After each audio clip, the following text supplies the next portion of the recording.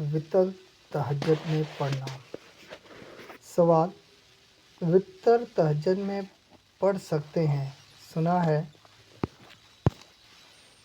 وطر کے بغیر عشاء کی نماز نہیں ہوتی۔ اگر عشاء بنا وطر کے پڑھنی ہے تو کیسے پڑھی جائے؟ جواب: بسم اللہ الرحمن الرحیم۔ جو شخص تہجد کا پابند ہو یا تہجد کے وقت بیدار ہونے پر بھروسہ ہو، اس کے لیے افضل ہے کہ وطر تہجد میں پڑھے۔ پہلے تہجد پڑھ لے، پھر آخر میں وطر۔ اور جس کو تہجد میں جاگنے پر اعتماد نہ ہو، اس کو عشاء کے بعد وطر پڑھ لینی چاہیے۔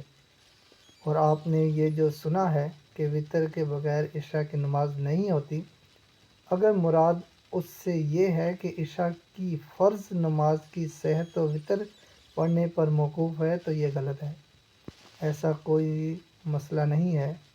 عشاء کی فرض نماز پہلے ہوتی ہے اور وطر کا وقت فرض نماز کے بعد ہے۔ وطر کی ادائیگی بھی واجب ہے، اس کا ترک ناجائز اور حرام ہے۔